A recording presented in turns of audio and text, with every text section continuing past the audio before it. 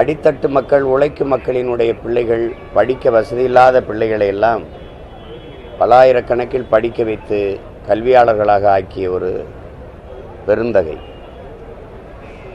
அவரால் IAS IPS ஆன அதிகாரிகள் ஆயிரக்கணக்கில் இருப்பார்கள்.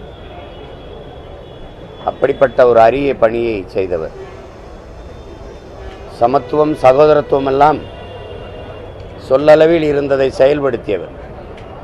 திரைப்படத்துறையில் பணியாற்றுகிற போது இவர் சாப்பாடுகிற பரிமாறுகிற பையன்தானே, இவன் தளத்தை துடைத்து சுத்தம் செய்கிற பையன்தானே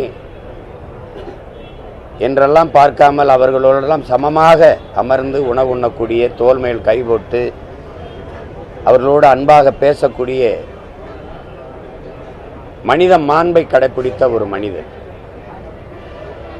எங்களை போன்ற பிள்ளைகளால் நாங்களெல்லாம் உதவி இயக்குநர்களாக பணியாற்றுகிற போது பாரபட்சம் இல்லாமல் எங்களை எல்லாம் பேரன்பு கொண்டு நேசித்த ஒரு பெருந்தகை. தனிப்பட்ட முறையில் நாங்களெல்லாம் அவரோடு மிக நெருங்கி பழகிய பிள்ளைகள். கேப்டன் கேப்டன் என்று அன்போடு அழைத்து அவரோட பழகியவர்கள் நாங்கள் எல்லாம். கேப்டன் என்பதே கேப்டன் பிரபாகரன் என்ற படத்தை அவர் தயாரித்து நடித்தார். அதிலே இயக்கிய எங்கள் அண்ணன் செல்வமணியிடத்தில் அவர் சொன்னதாக எங்கள் அண்ணன் செல்வமணி சொல்கிறார்.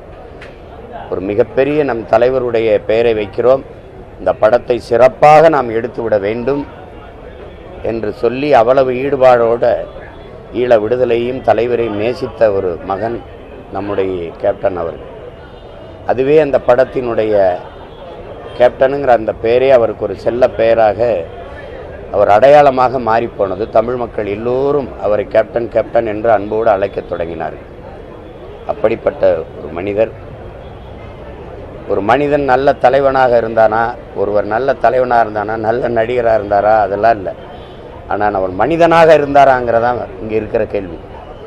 யாராலும் குறை சொல்ல முடியாத மாற்று சிந்தனை, மாற்று கருத்து, மாற்று கட்சி இருக்கிறவர்கள் கூட கேப்டன் விஜயகாந்த் என்றால் மிகச்சிறந்த மனிதர் என்கிற சொல்லை யாரும் மறுத்து சொல்ல முடியாது. அப்படிப்பட்ட ஒரு மனிதராக வாழ்ந்த மகன் இன்று நம்மோடு இல்லை.